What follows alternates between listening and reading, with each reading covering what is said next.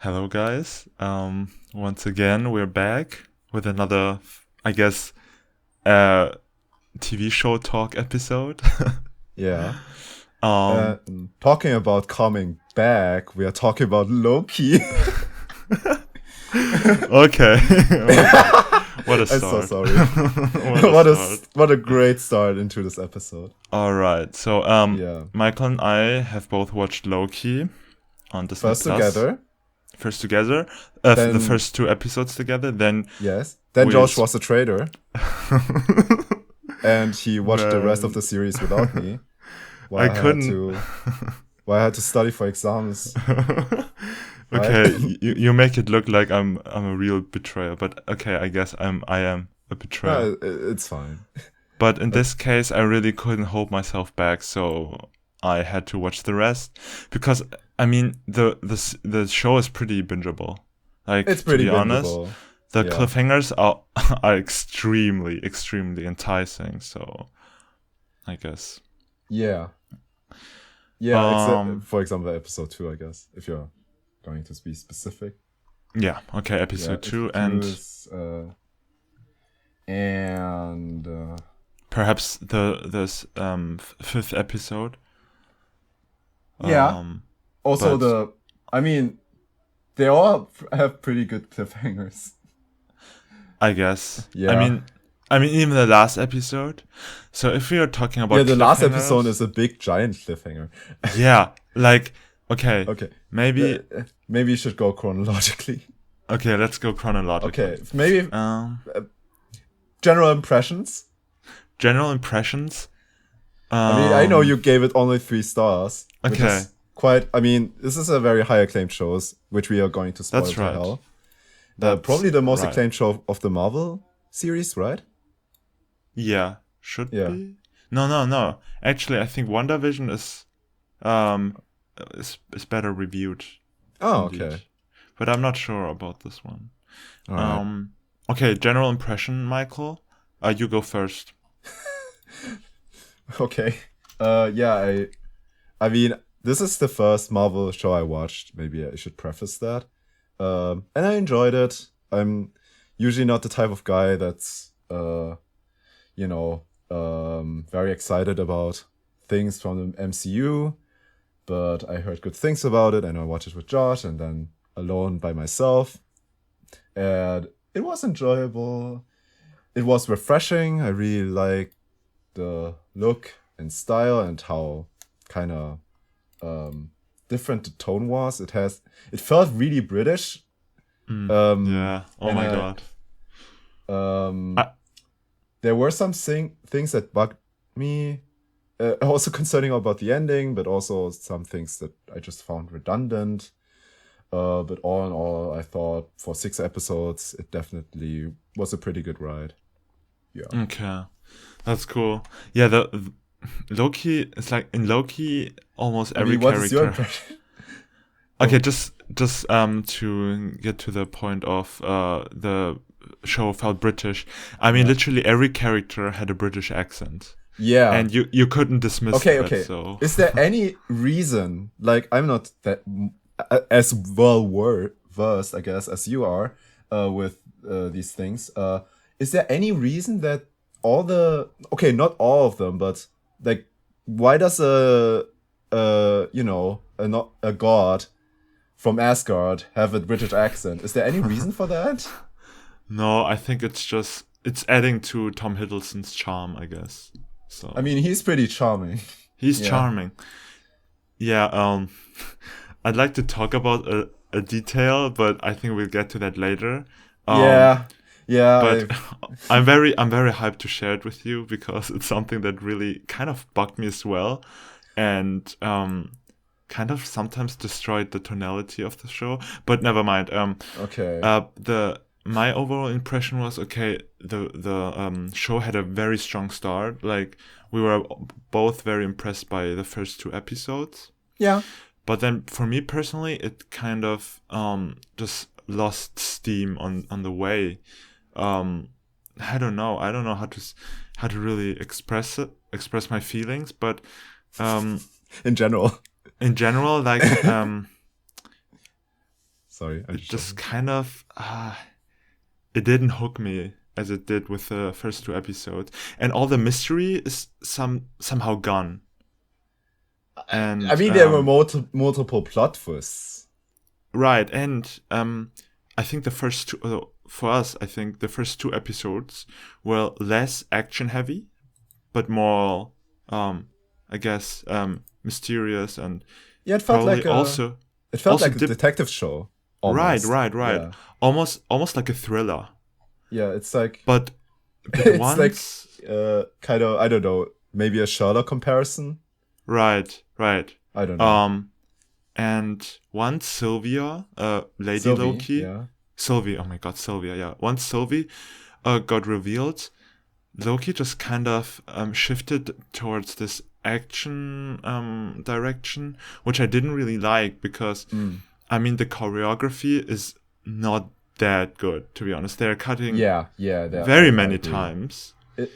And That's true. the set just, I don't know, the CGI then became very, very clear to me. And it's probably because they're trying to expand, I guess, the setting, because in the first 2 episodes we mostly spent the time in the TVA headquarters. Yes, But true. then, for instance, in episode 3, where they got onto that purple planet, I mean, everything looked kind of fake. And then from there on, I don't know, the show just lost its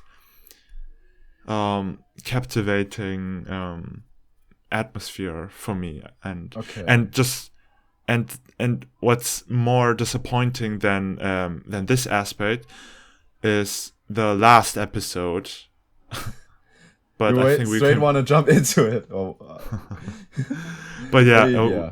but we said we go chronologically, so let's start with the first episode. Yeah.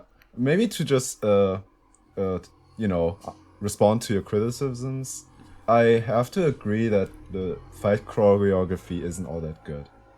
Okay, It does thanks. yeah, also how they cut it. It felt like they were trying to hide the fact that they just couldn't do these very proficient stunts or something, you know, that you have to cut all those times to like make it look somewhat good. Yeah. And I don't know. I mean, it does have a different tone, but I didn't hate it. And I thought some of the things, which we will get into, some of the choices they made are pretty bold. And Okay. I mean, it all kind of centers around Loki's character mostly. And I mean, while I had some reservations with how they handled it, I thought it was an interesting, you know, interesting story. There were some interesting story beats just laid out there that are also really related to him. Yeah. Okay. Okay. So, okay, let's go, I guess, chronologically. Okay. Michael, do you have the first episode in mind? Because Yeah. what did happen there? And also before, and just briefly before we start, maybe we can just say whether we are going to talk intensively about these episodes, or just kind of not necessarily on the surface, but I mean, I think it would be the best if we just emphasized the most important things. So if you had anything to mention, I mean, if we thought the episode was just solid, but nothing. I mean, just say what we have to think about that part, whatever. Yeah, sure. Okay. Okay. So, it starts in basically. So in Endgame there were those time jumps. I mean, we will also assume that you've watched Endgame, otherwise this kind of whole thing is pointless. It's pointless, yeah. So Loki tried to escape from the Battle of New York in 2012 with the Tesseract. He gets arrested because he's kind of gets arrested for unknown reasons to him by a so-called Time Variance Authority, which he doesn't take too seriously at first. And basically it is revealed to him by Mobius, played by Owen Wilson. Played well by Owen Wilson. I thought his performance was good. I agree. Also, the name, I just realized his name was Mobius M. Mobius. Wait. Oh yeah. That's What the funny. fuck? Triple M. Triple M. What does the middle M stand for? Mobius Mobius. M. Mobius. Mobius. Anyway, so the time police are basically basically there just to kind of guard the sacred timeline. So basically, the flow of time, which you I guess can imagine as a bunch of bundles of different parallel universes running in sync, and basically they want to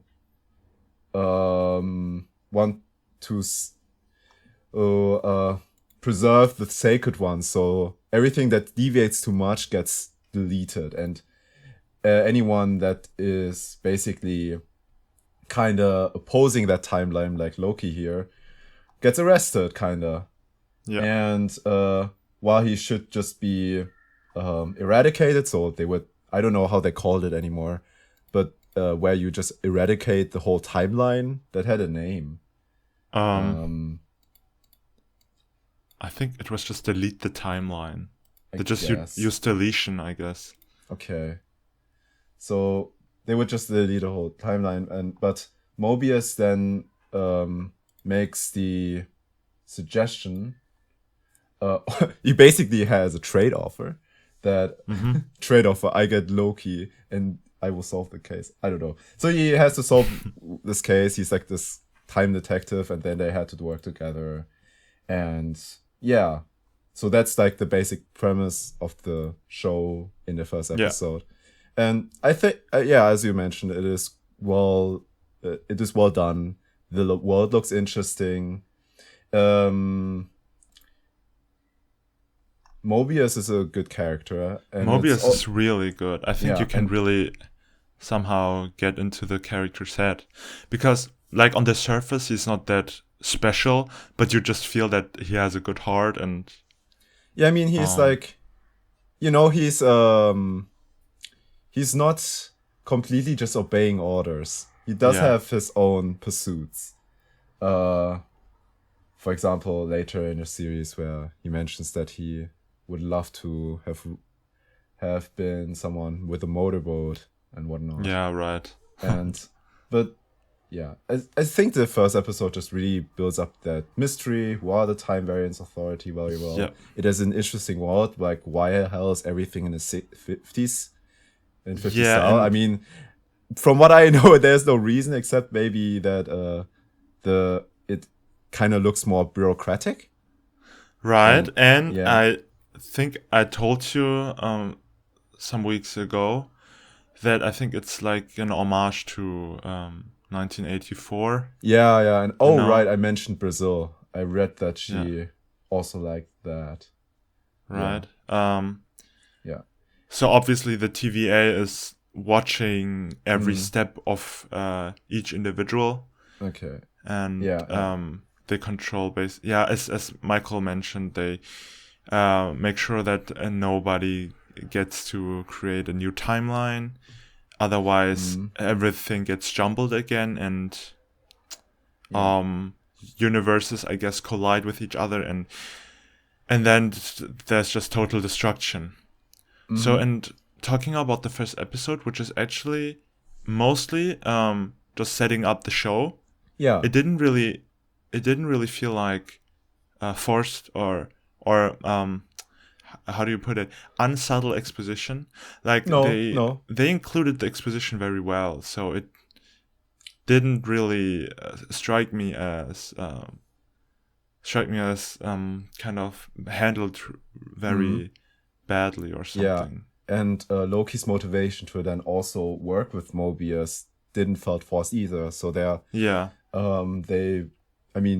in that in that part of the time was 2012 to Loki, so he was just at the brink of invading the world, taking over the world with those things. Right. Yeah. I don't know what these weird monster aliens are called again.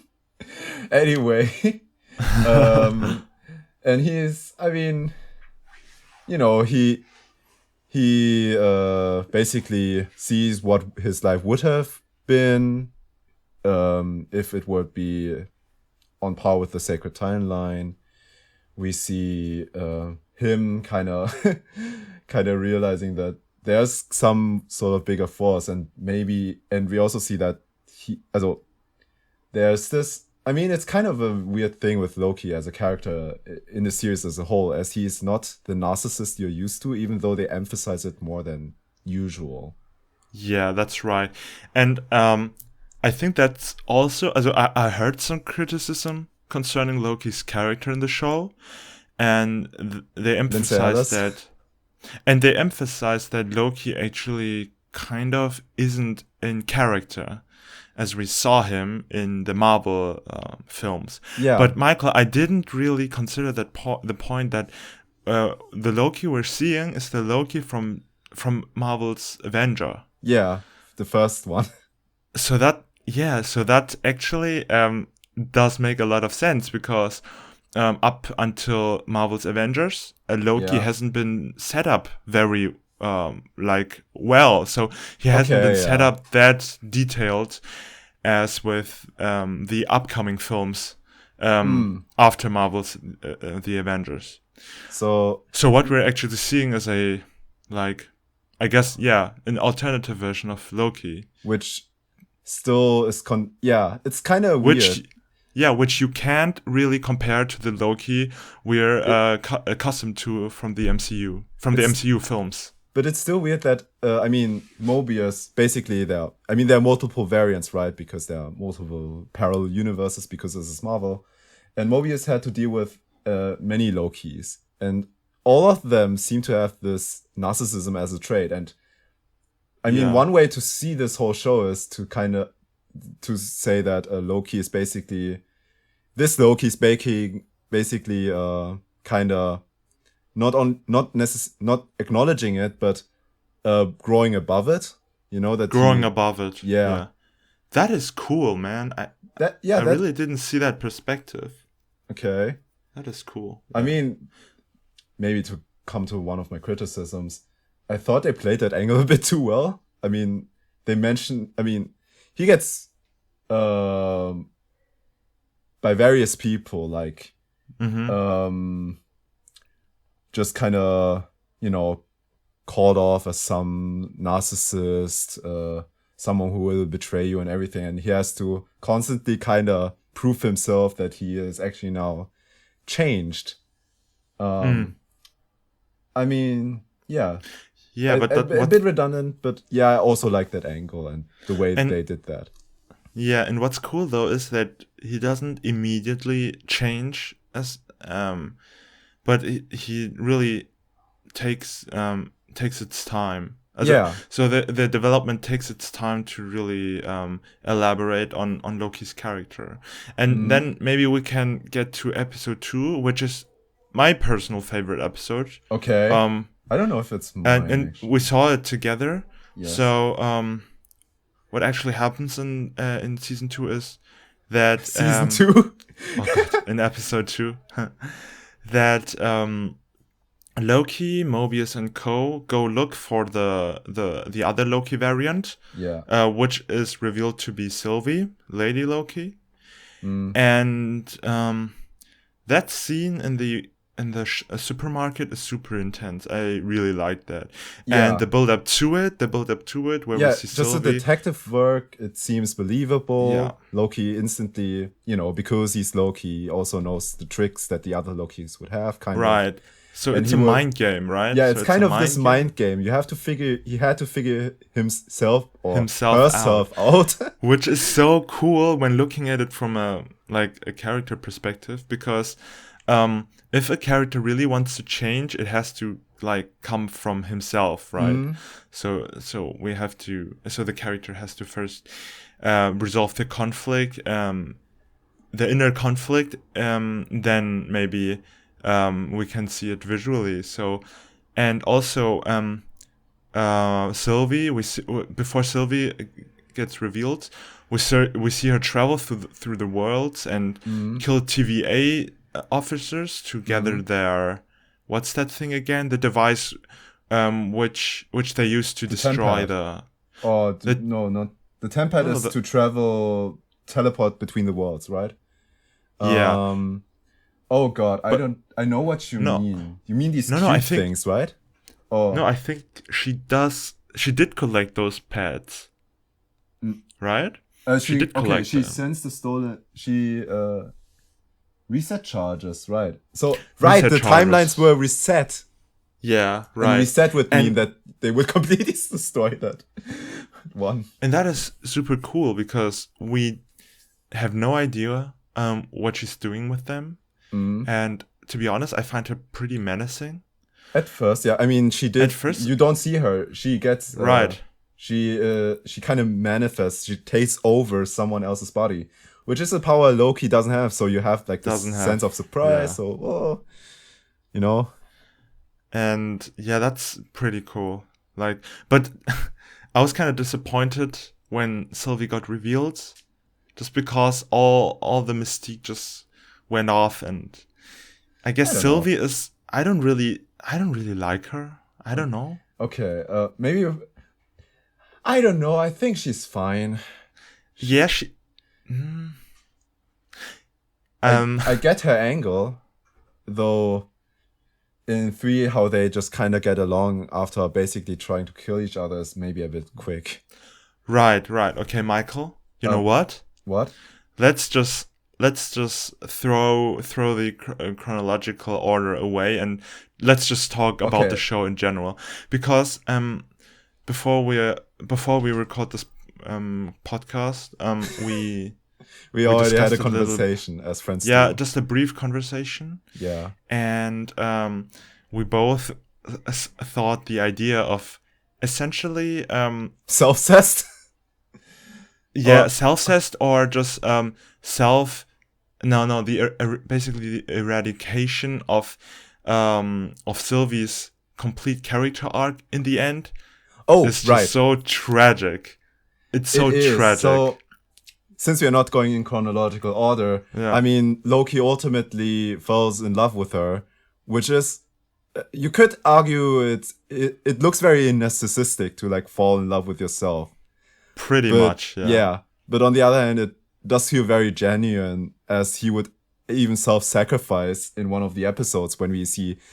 Can we just say how creative this thing is with the other Lokis? Like this basically Loki planet. That was hello, and like That was so cool. that yeah. was really cool. Like, I mean, I don't care about the logical things. That, for example, one is a fucking crocodile, whatever. It's just cool, and I find it funny. And that's kind of that's the thing that feels very British. Like some of the things where that's very silly, that doesn't get explained, but you're like, okay, yeah, it's it's humorous and this kind of, I guess, campy science fiction stuff. I like that. But yeah, so the Sylvie and Loki bond, as you said, and basically at the last episode, they kind of Sylvie then also suddenly distrusts him again. Yeah, even though he has Right. countless times proven so that he is loyal. Yeah, countless times, and especially like, I mean, they give Sylvie the motivation to not trust Loki, of course, and to want to kill the one who remains. I think his name was. Yeah, that's his name. But I think that they just briefly addressed this thing in the past. Well, the TVA takes Sylvie from Asgard and basically robs her of her childhood and her youth, I guess. Her whole life. Her whole life, right? Yeah. But it's just so briefly addressed. I don't know. Like, Wait, what? maybe they could elaborate on that. They could have elaborated on that more. Wait, are you But I talking about the reason why her timeline was eradicated? No, the reason why. Isn't this No, her like motivation. Her motivation. her Why motivation? she wants to desperately kill the one who remains, and why she basically I mean, he is the accepts- reason for her suffering. The one Yeah, who but remains is like the founder of the TVA. Yeah, but why is her urge to kill him greater than the bond between her and Loki. The thing, I mean, like, okay, let's be both honest. of them- They know each both of other them- probably in like 1 week. yeah, but both of them went through hell, literal Yes, hell, that's true as well. and that bonds characters. And if Mhm. you tell me that this basically did nothing to her, and she just keeps doing that, keeps pursuing that stubborn goal of hers, Yeah, it's really on a character level, it's kind of disappointing. a bit. That's true. That Because they weren't it even. absolutely, yeah, it renders everything beforehand kind of obsolete. So I mean, Loki wasn't even like, no, I'm for the other option. He was more like, maybe we should talk about it, right? And she Yeah, was like, right. no, no talking. I don't get that, man. Me neither. But I mean, okay. I enjoyed actually. I think I enjoyed like I like you. I enjoyed the first 2 episodes. I think they are great. They are good setup. The third episode, yeah, with Sylvie first introduced, and you're still kind of wondering if it's self-sets or not. Yeah, it's okay. Even though they are somewhat going through hell. Yeah. But, you had to build the character, so it makes sense that basically Loki and Sylvie are just in this episode learning from each other, and they are different worlds and then bonding over that.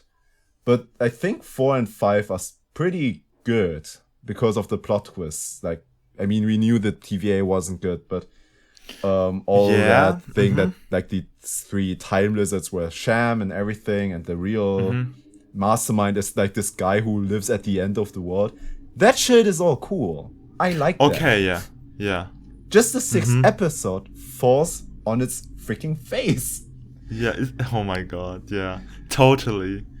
No, like when you say it, yeah, 4 and 5 were actually pretty good. Like 5 is hella fun with like these different Lokis and them trying to figure out how to basically survive hell with this this godly monster that destroys everything. Yeah, yeah. And also, did you notice that the Grandpa Loki? Yeah. Grandpa Loki, yeah. The Grandpa Loki says that he's the Loki who actually cast a clone during Infinity War, and that clone actually tried to stab Thanos. And the real Loki got away, and this is like a popular fan theory.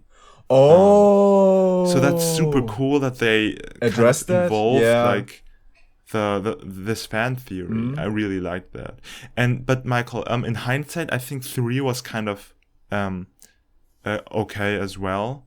I mean, sure, they're like stranded on this planet, and beforehand that they're anyways gonna escape because if they die on this planet. Yeah, if they die on this planet, why 6 episodes?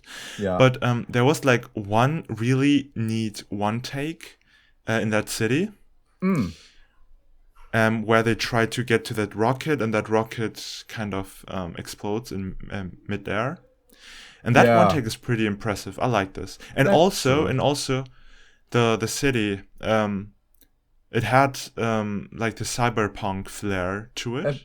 Which is also pretty cool. Which is very nice because it contrasted with the 50s theme in the TVA headquarters.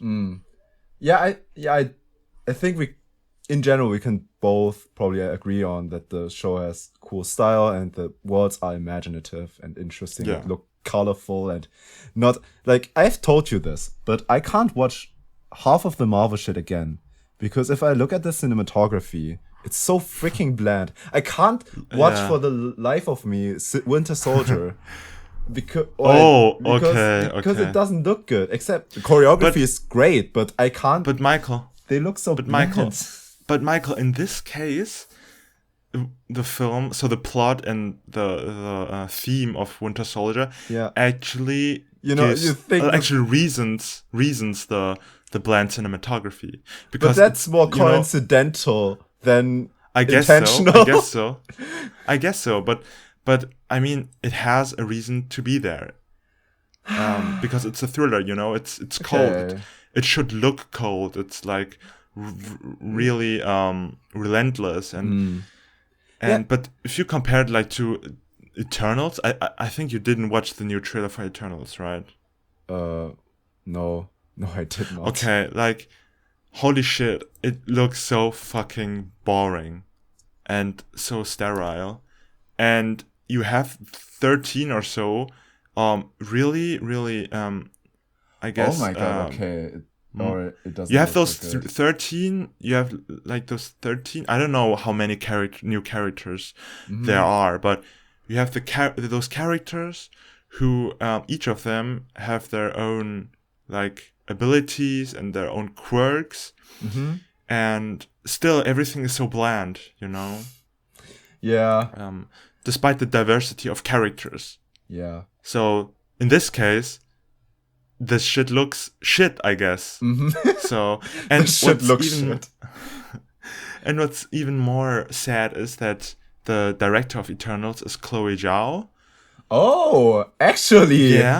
Yeah, and I think her vision, like, I don't know if she had a vision for Eternals, but it's so sad that Marvel probably controlled her and restricted her in many aspects, as they always do. And What's the point if they want someone to just do the shit they want? yeah. Why do they cast all of these acclaimed directors who clearly have a voice? Like, what the I fuck don't is know. the point of this? Maybe it's like a marketing reason or something. Right, because I mean, many there's a big crossover between people that like Marvel and people that like Oscar movies like Nomadland. Right, there's a big crossover here. I mean, you can. I mean, you can write on the poster from the acclaimed director of Oscar winning Nomadland or something like this. From the Oscar Don't even winning movie mention Nomadland. Nomadland. People hear Oscars and they will be like, "Oh, Oscars!"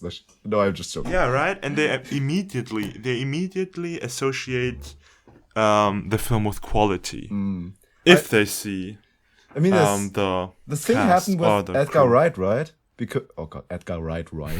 Because he was the original director for Ant-Man, but he just had to stop because he was like, "No, this is you're limiting me, man. This ain't my vision." Exactly, and that's how he exactly said it. This ain't my vision. I'm out. I mean, okay. What kind of feels tragic about Loki is that Kat Herron, the director, who is probably the one that made it feel so British, is actually going to step down for the next season. Yeah. Yeah, But did you give a reason? I don't know. I don't think so. I mean, probably something around the lines of, the usual stuff. Not enough. Not enough creative freedom. And things like that. Man. Yeah. Yeah, that's like I don't know. That's just really tragic somehow. I mean, I don't know also if I should be happy that the last episode of Loki is like a big cliffhanger for what's to come in Marvel in general, right? As we have this, absolutely. I mean, okay, both of us didn't like the villain. The villain fucking sucked. I mean, we like the actor, I guess. Oh, so did you see a film with him actually? Who's the actor? I don't immediately recognize him. He played the protagonist in Last Black Man in San Francisco, and that film is really good. It's really serene and introspective, and he played his role very well. Okay. So I was kind of surprised to see him there. Wait, just let me check. All right. Oh my God, Anthony something, I think. Dude. Wait. Maybe to then in parallel maybe talk about what all happened to our viewers that maybe didn't watch the show and just want us to talk about it. Basically, the Time Variant. Oh God, what's their name? Time Variance Authority, right? TVA. Yeah. They TVA. were revealed to, as we've mentioned, like they are founded by this one dude who lives at the end of the universe, and not even the people that are working in the TVA, they aren't excluded from being from different timelines. They're also variants. They also had their lives, and they were kind of taken out, and by this one dude that basically is acting like a dictator with no one knowing why the hell they're doing it. And Loki and Sylvie are then traveling to the end of time, where he hides, and confronting him. And you would expect, I don't know about you, but I expected some, cool action, some heartbreaking moments, maybe one of them dies or something. Mm-hmm. And or at least like not a villain that is constantly smiling and humorous. Right, yeah. I mean, I think that was a little bit too over-exaggerated as well. Yeah, it's just, this show is too smart for itself. It thinks because we are doing this villain that can do everything, and ooh, didn't you see that coming? He's this wacky-ass dude who lives alone in the Citadel. Isn't that crazy? I don't know. I just didn't buy it. Like, so yeah, that kind of feels like a forced twist. Like, I mean, yeah.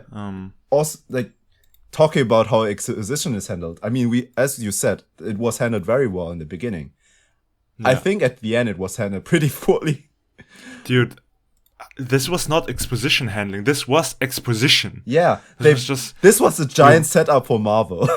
Yeah, we were like literally watching someone reading a fucking audiobook. Yeah, like he was reading from the script. I'm sorry, but yeah. So, I mean, the concept itself isn't bad, but the conflict that they focus on is stupid. Like, Sylvie and Loki's conflict should have been resolved. There's no reason to bring that shit up again. But they do it because Sylvie, as you mentioned, she kind of just stubbornly wants to kill that guy, who basically explains that without him, there's going to be chaos. And that part is actually cool, even though he does it in a worst way possible of just telling you what the fuck is going on, except of showing it. Like, basically, he's like this dude who, in the far future of humanity, would discover not time travel. I don't know, intra-universal travel, basically. Yeah. And it's kind of interesting that he then, has first contact with basically a different version of himself, if you will, different variants of himself. Yeah. And then there's a war basically between them, because now you have these different timelines that now don't live close off from each other. The gate is now open, right? And there's like this multi-universal conflict. And he basically killed all of his other selves and is guarding the sacred timeline, as in there can't be any deviations. Otherwise, it will come to this war again. And that's cool. Even though it's really wacky, it's cool. Yeah. I mean, I think we can all also agree on that the time travel aspect of this show is handled pretty well, for the fact that it doesn't make sense. Yeah. And it's not that confusing. So it's not super, super confusing. Yeah. Yeah. Although in the first 2 episodes, I didn't completely get it. I mean, we both didn't when they first had this mission on this different thing. And they reset the timeline. We didn't got that they literally obliterated a timeline. But it was fun to speculate. It was fun to speculate. It was definitely fun to speculate. It's not a negative thing, I think. It's just a thing to bring up if someone wants to watch it in hindsight. Yeah. But also to add something to the final episode. So, I mean, I get why Sylvie wants to kill him. Mm-hmm. But like between Sylvie and the one who remains, there is like no graspable connection. Yes, right? That's true. So it's like, so this conflict feels so distant and so not personal that it kind of weakens the conflict and just renders everything so incredulous. Because like I was talking before about how her urge to kill a guy she's never seen in her life is greater than the Odyssey through Hell with Loki. I don't know why, how they put that on the paper, like how they decided on this. Maybe that's the reason why Heron left, right? Yeah, I guess so. Maybe. I mean, really. Yeah. That what you just said reminded me of like Infinity War when what's her name? Oh, you know, Wanda. Yeah, Wanda. She's like, you took everything from me, and Thanos is like, I don't even know who you are. I don't even know who you are. Yeah, exactly. This. Yeah. And I mean, in that moment you kind of get it because there's some conflict because you see literally him killing Vision, right? Yeah.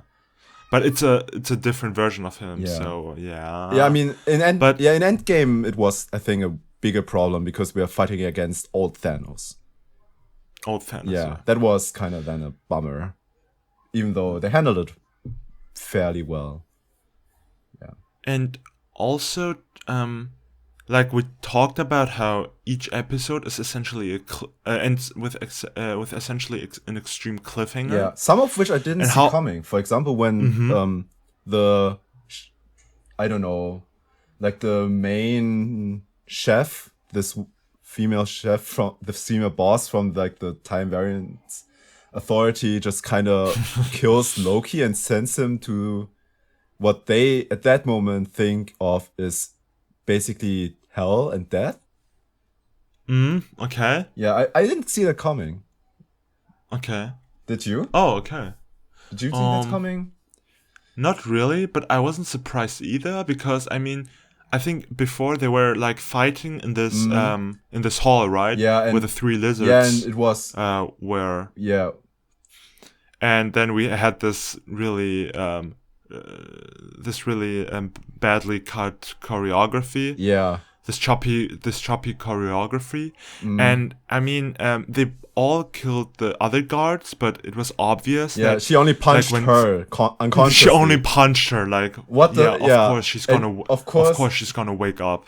Like, yeah, in hindsight, it felt incredibly stupid. Especially considering that Sylvie as a character is someone who basically ran her whole life away and isn't even technically allowed to exist. And she does a fuck up like that. I mean, like, this is like so obvious. And yeah. Of course she stands up and sends someone to hell and stuff. So I wasn't that extremely surprised. I mean, but yeah, it's not too surprising, but I didn't see it coming. Yeah. But in the last episode, like I really liked the last episode's cliffhanger. It was quite subtle. That was cool. I really liked it with the statue. Yeah. But all in all, like Loki felt like a really big setup. Like a really big setup for something to come. Basically character growth for Loki to become a people liked him well enough before that, but now they like him for a different reason. He has actually a character arc now. And this is what the show is. And that is super cool. That is super cool. But like how they prominently involved like Sylvie into the show is like kind of contradictory with what she ended up doing. Yeah. You know? Yeah, that's true. So I do like to go as far as self-cessed, I do enjoy that. Don't quote me on I like self-cessed. I'm not quoting you on that. In the comments. Maybe someday I'll blackmail you with that. I get like in 50 years when cloning is actually possible, I get cancelled. No, but I think that they went that far, and him it's a very fine line there, because it's basically another challenge for Loki to show that he is not a narcissist and had genuine feelings for her, not for himself. Not from him. Yeah. Yeah, not for himself. And that I enjoyed. Even though I don't know, did you think they would go that far? Like, this could be a Tumblr fan fiction for if you told me that story 1 year ago. Like, Loki falls in love with a different clone of himself. I would have, But I think, like, if you're some episodes in, you don't really think of them as the same person, essentially. Yeah, you don't. I mean, she calls herself Sylvie because she doesn't like to be associated with being a Loki. And technically, it's okay. Yeah, it self-says, but it kind of isn't. So it's never. It kind of isn't. Wait, what? Let's just be happy that the show itself doesn't indulge in the idea of self-cest.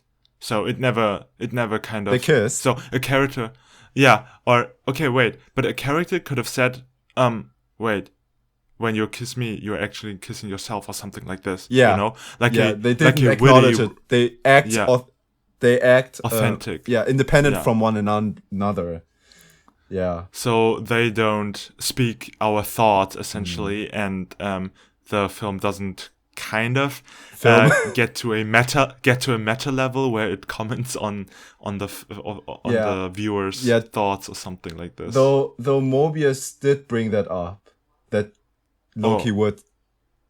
That I mean, if when they were stranded on Lamentus and kind of just waiting for their death, the like this is the biggest Deus Ex Machina probably. Then the time variant stories just we found them. It was again. This is like so superfluous. Everything what they did on Lamentus is so superfluous. It wasn't though. I think. I mean, good. It was good for character bonding and character development somehow. Yeah, but that's kind of it. Yeah, that's it. So everything that happens is just wow. They could have waited on that same spot for like some hours, and they would have come and rescued them.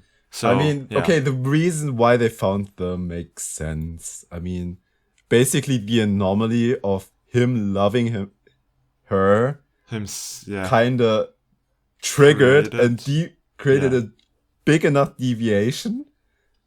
Basically, self-says dominated world destruction. Right? I mean, love transcends time and space, right? Bruh. Yeah. You. that was a great reference. I did like that. Yeah. But at that point, then, as Mobius was interrogating him, he was mentioning that thing because he would tease on her being reset and everything. Yeah. Right. Yeah. I also we didn't talk about this much, but I also like the music choices. Oh God! Like, I mean, it's kind of a Guardians of the Galaxy thing where you bring up old songs that are just great and classics, but it has some points. Usually, I think the songs would also relate to what is happening, and they would have. I mean, this show is about time, and there's this 50s there with the TVA, so it feels organic enough for them to bring that up. I guess so, but or were you not a fan? Like, I don't know. I really didn't pay much attention to the music choices, to be honest. I mean, I'm probably mostly talking about the end credits music. Because the score for what? Okay, the Loki theme does stand out a bit because it feels like Doctor Who. Okay, yeah, that's somehow right. Yeah, like even with the logo, it feels like I'm watching Sherlock again in 2012 or something. Yeah. That's a neat detail. That's a neat detail. Yeah. Okay, Michael, before I forget, what do you think of Loki throwing his hair back in elegant fashion, like in every single scene? I didn't Did you notice. notice I it? didn't notice it that much. What? How could you not? I mean, it's Tom Hiddleston. He's handsome. Just joking. But dude, like every time he fights, he throws his hair Okay. back in such an extravagant fashion, and it's so funny. But at the same time, it throws me completely off guard. Like, Okay. I don't know. I okay, Yeah, I didn't notice that. I mean, they looked okay. okay, They looked in general very, expecting them basically going through hell, as you mentioned it. they look clean as fuck. They look very clean. It does get, it does feel like a TV show at that point, Yeah, okay. And okay, also one thing, like the scene where he's just in that time loop, that's also hilarious. Though they kind of did it with Doctor Strange. They kind of copied Okay, Doctor Strange, but yeah, it yeah, was cool. that is super That funny. was really funny. And you mean the one he is in the time loop, or the one where he controls the time loop of this one officer? The I found first both one. funny. Both were funny. Okay, both they are were the funny. Yeah. both are funny. Yeah, Yeah. yeah, Yeah. I mean, okay. yeah. Some things Okay. in a story, sometimes it really felt like they were trying to make it really obvious what is happening. Like when Mobius turns on the TVA, you saw that shit coming a mile away. Like that there's something wrong, Like how Yeah. the character kind of acts and how everything is set up. It feels very that part didn't feel too organic. Like that twist I felt was a bit forced. Okay, yeah, I get that. Yeah. But yeah. That's just a minor thing, I guess. Though I felt like they dumbed it down at that point. But only that, really. Yeah. Alright. Alright, so I think I have no other points to mention. Yeah, no. It's we talked about it pretty thoroughly, so yeah, and I think we also mentioned everything that we felt very strongly upon. yeah. Maybe I think my opinion didn't change after this conversation, but it felt like you were now more positive about at least the episodes 4 and 5.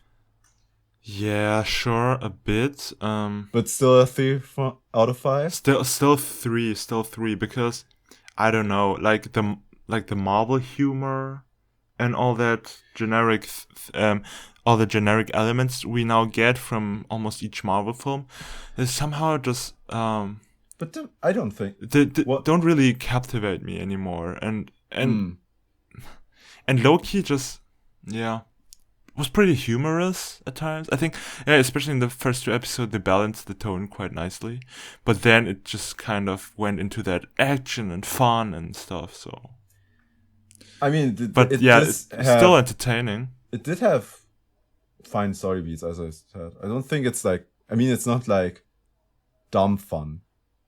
There was. Yeah, and wait, Michael. What? Right, it's not dumb fun, and I think we're both glad that Tom Hiddleston got to show a little bit like some areas of his acting range which he didn't have the opportunity before to show. So True. That was cool to see him maybe just get more acting freedom. I mean, he's a great actor, but like talking about acting, yeah, I know we both liked Mobius and Owen Wilson. Yeah, we liked Owen Wilson. We liked Tom Hiddleston. But like the acting of Owen Wilson was like, I don't know. He plays Owen Wilson, kind of. Yeah, I guess so. I mean, he just, he talks like he's mumbling and just woke up from bed and he's like barely awake. He's like whispering and everything, Yeah. Yeah. I mean, that's... Oh my god, talking Yeah? talking about mumbling, we can actually now like make the greatest segue into a film we both loved, but yeah, let's not do that. What very natural foreshadowing here. Very natural. What very, very natural foreshadowing. Yeah. No. We can't even so we were probably uploading this episode as an individual episode, just dedicated to the TV show. And for the film we're going to talk later about. There's also a separate episode, so yeah. Would it be Michael, awkward? can you hear? Yeah, I can hear you. Okay. Would it be awkward if I now bring up another point? I just wanted to ask you, did you feel about the other actors? I think Sylvie was fine also. Yeah. I think none of the actors really really stood out. I thought the both character for like the head person in the TVA was fine. I mean, she was pretty. I thought she was fine. good. You know, she was good. She was quite subtle. Yeah, I mean, but I mean, her character talking about subtle and stuff. Yeah, it's hard to. I feel urges from you for something else. It's hard to. It's hard to assess actress' performance because we both can't act.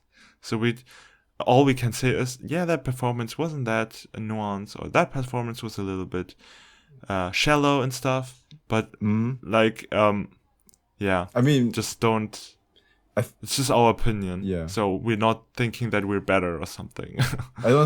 Obviously. I don't think anyone. I mean, I don't think anyone would think that. Otherwise, they would come at you, be like, "Well, you didn't direct Loki. You only made those short films that aren't even with you know."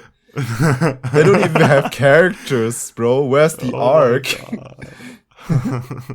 Bro, where's the arc?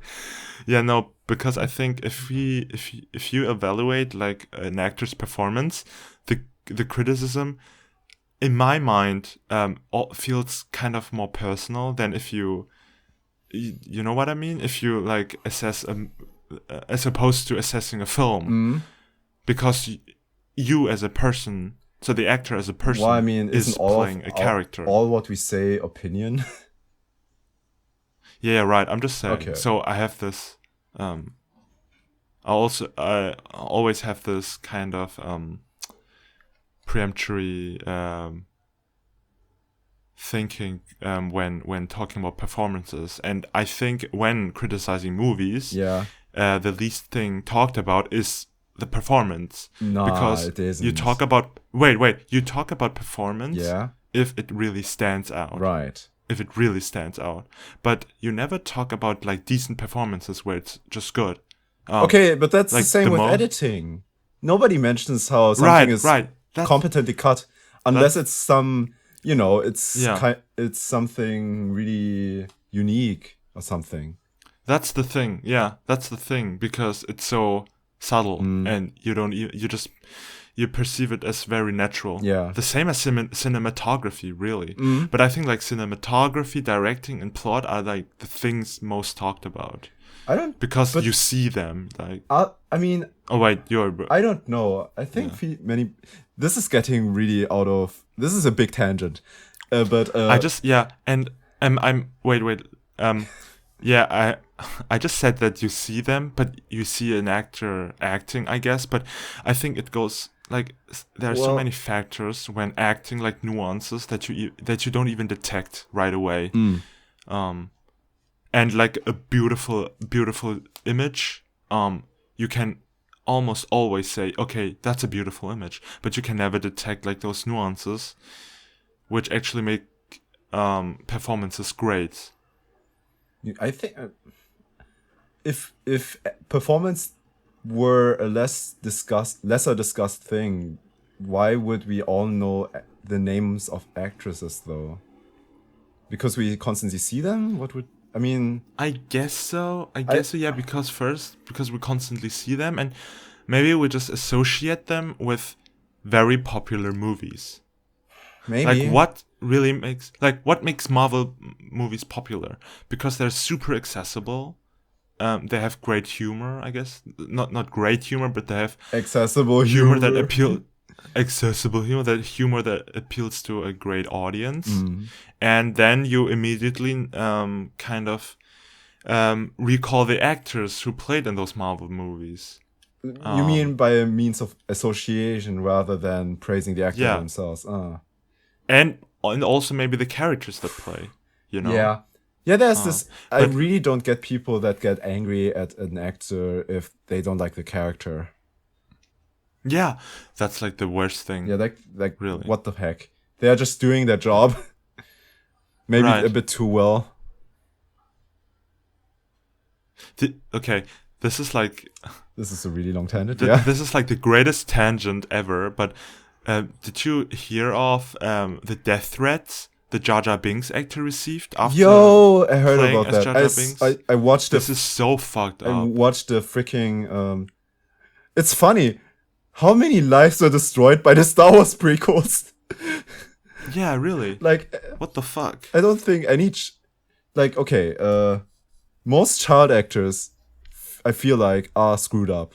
Or getting, becoming drug addicts or something. Yeah. Except maybe for Macaulay Culkin. He seems well off. Even though he looks like a drug addict. Is this irony? No, I'm serious. He looks like a drug addict, but he seems well off. Yeah, but I think he was a drug addict. Oh, okay, that might be true, but he's why sobered up, okay? Okay, yeah. Okay, maybe to get back to Star Wars. Yeah, it's weird, really, how many people. I mean, I'm not. I don't know. In our friends circle, I probably am one of the more notorious ones who doesn't like the prequels. But yeah, I don't get the thing with like death threats, and it's really sad when he considered this Jar Jar Binks actor. He considered suicide, right? Yeah, and that's like, oh my god. That shouldn't happen. Okay. Yeah, that's fucked up. Maybe. So that's the tangent? What? That's the tangent? I mean, we can make it longer if we are asking now if we differentiate between the artist and the art. But... Yeah, I guess so. And like I said before, that I think criticizing a performance is more personal to the actor than like criticizing a film to the director. But many directors take it personally if their movies are criticized. So I can't say that like this concretely. So sometimes I sometimes wonder what would have happened if M. Night Shyamalan didn't hear of his criticism. Would he still make good movies? Right. I don't know. Right. Like it seems downhill, really. Yeah. Oh my god, yeah. I don't know. To come back, I think even though it's personal opinion, you can still argue if something feels authentic in a role. I guess. Yeah. Of course, this is all more opinionated, but I don't see a problem with talking about it unless you're hateful. Yeah. Unless you have a personal grudge against something. Yeah. I guess. True. All right. That's okay. So you abide with your 3.5, and I abide with my 3.0. Yeah. Okay. If it were a 0 to 10 scale, and you weren't bound by your weird integer rule that you only rate full stars. I basically do math seal. Yeah. Whatever. Yeah. Yeah. What would you rate it then? So. Okay. 6.5 or 6.0 still. No, it's probably 6.0 still. Oh, damn. What about you? I would give it a 7.0. Solid. 7.0. Okay, solid 7.0. Yeah. Okay, yeah. Yeah, maybe 6.25. 6.25. Maybe 6.25. Yeah. Approaching Tau. 6.28. 6.28.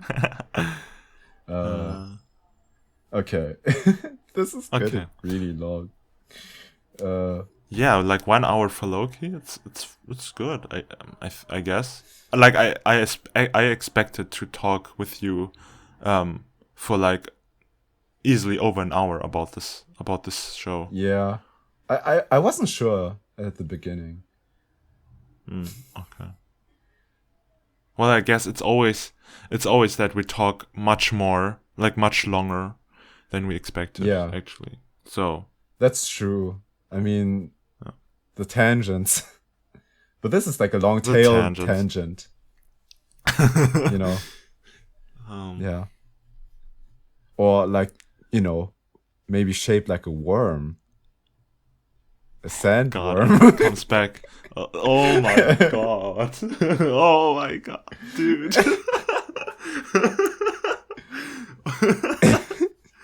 Okay, I must admit, this segue is so much better than mine before. I don't know. I think yours was better.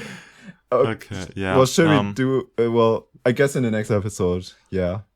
Right. Wait, that means that... Okay, so we first upload Loki, then we talk about this particular film that... whose name shall not be named. Whose name shall not be named. The film that remains. The film that remains, that deals with sand, lots of sand. A very spicy movie, you could say. A very spicy movie. Yeah. Yeah. Oh my god. All right. Then shall we close this episode? Yeah. So thanks for listening to us ramble. As always. Yeah. And as always, it was fun. Yeah. Hope you had fun too. And it will be fun. Yeah. And see you guys next time. It will be fun for the next episode. Yeah. See you there. Bye. Bye.